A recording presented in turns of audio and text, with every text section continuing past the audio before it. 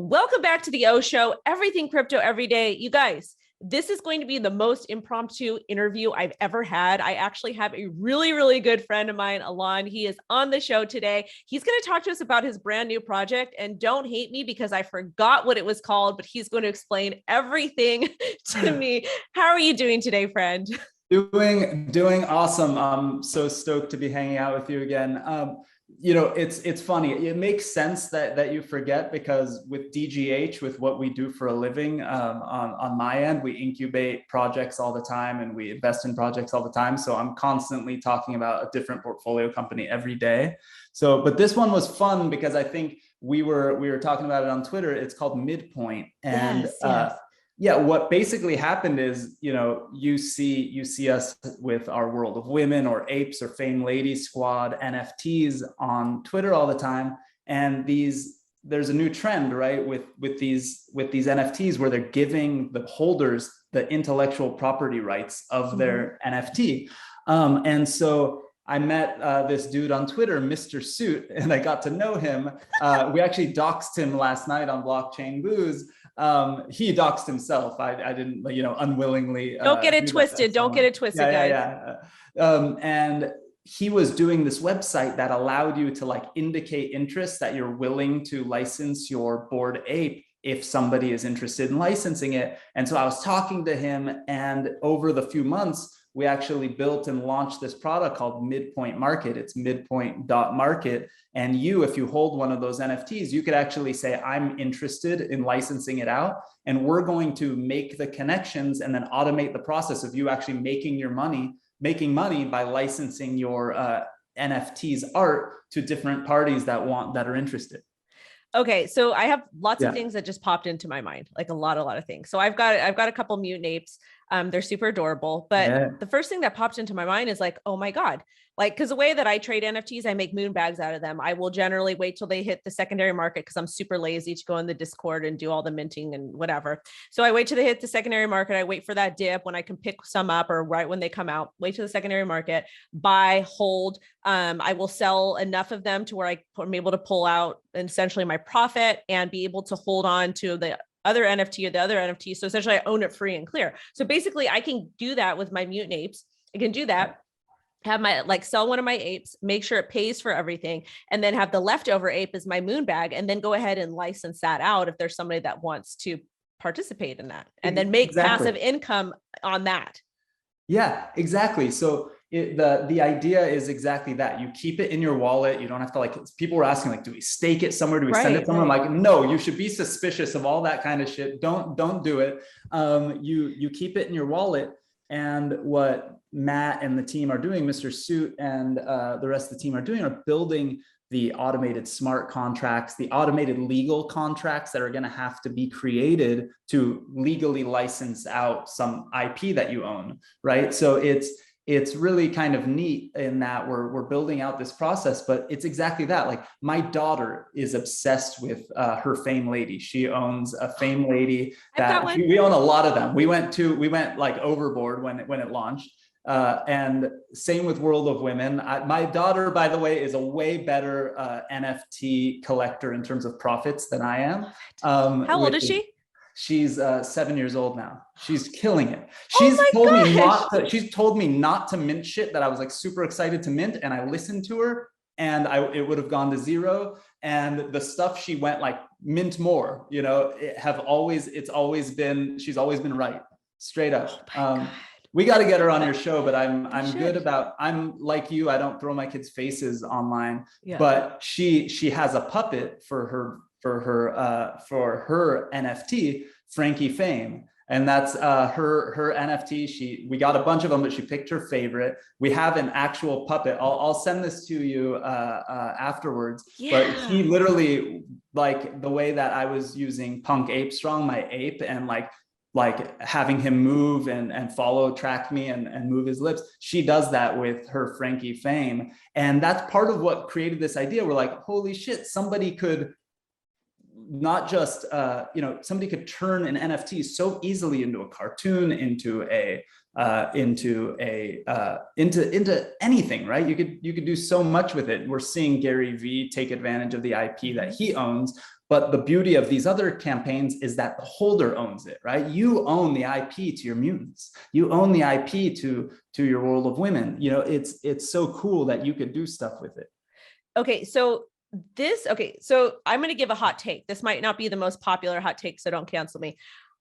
I love NFTs for creators. And when I talk about creators, I'm talking about musicians. I know you're a fellow punk enthusiast. I'm talking about artists. I'm talking about authors, like that type of stuff. So I'm not super big fan of like the 10,000 generative piece artworks, because I feel like majority of them are cash grabs, not all of them.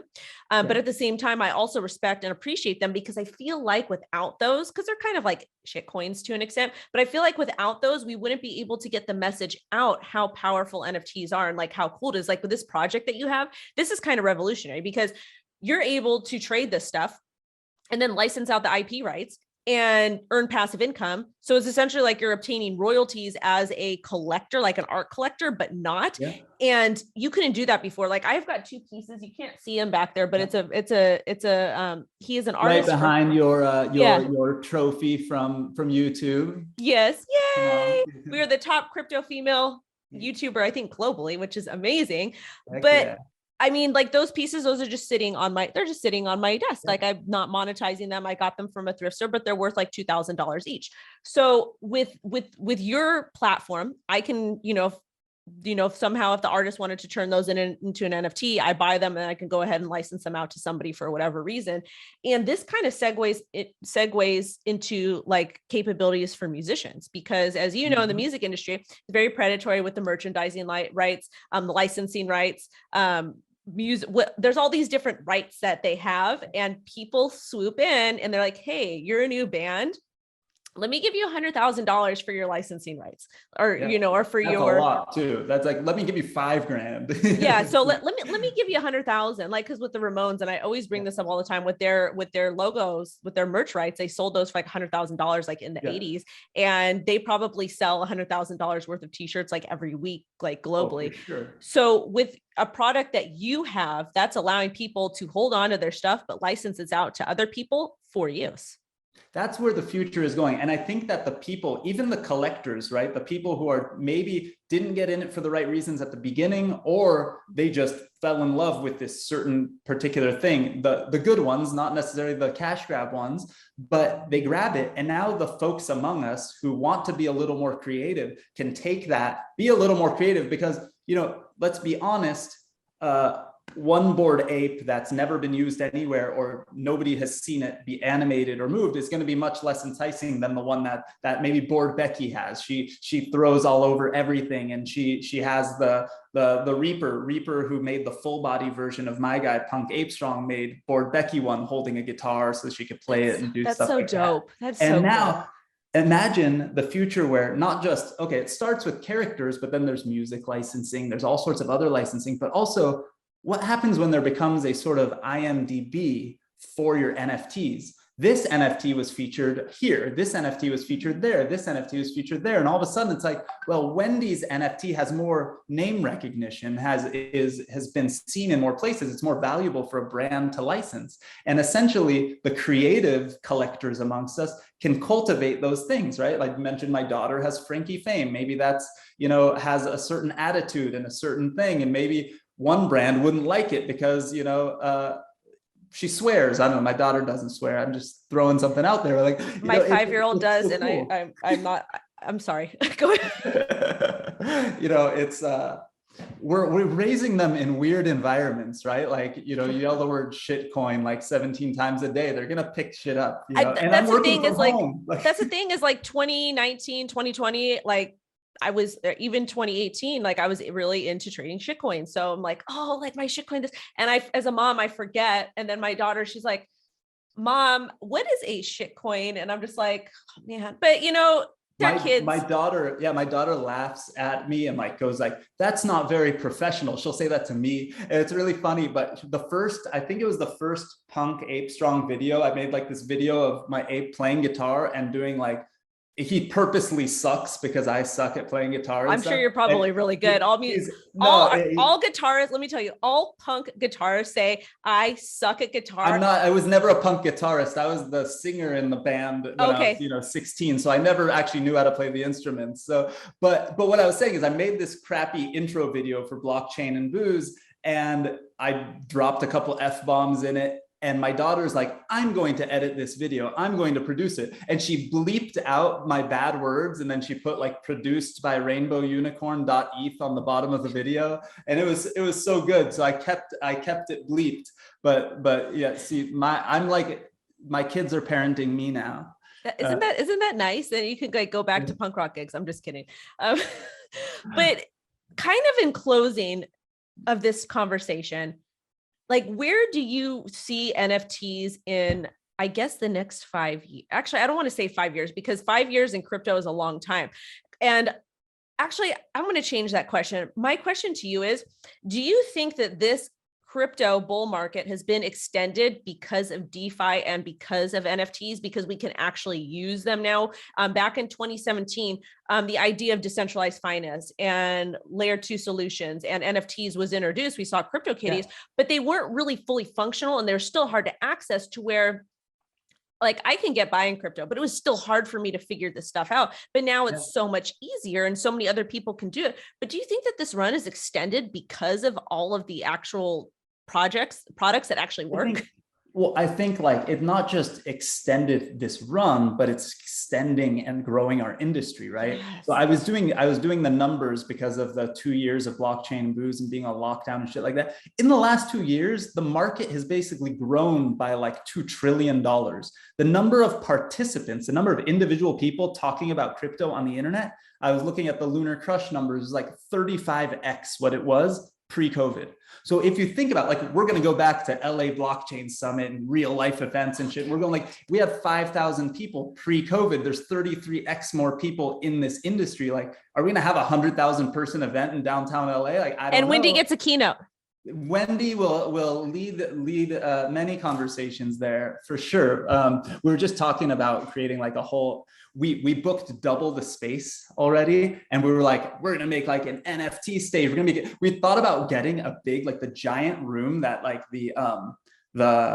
sorry, this is totally not answering your question, but we'll get there. We're gonna get the room like the LA car convention is in, like those conventions that get like 1 million people. And we're like, what if we got the room and left it completely empty? And it was all AR and virtual. And you literally like walked around, and it was actually like an art gallery of NFTs and stuff. It was the giant, like, 1 million square feet of open space. We're coming up with all sorts of weird, nutty ideas. It may happen, it may not, but how epic would that be? We already know that Superworld is going to do AR like galleries and stuff all over the convention center, even outside and inside of where we have the regular stuff. So it's just going to be, the weirdest and most fun version so far.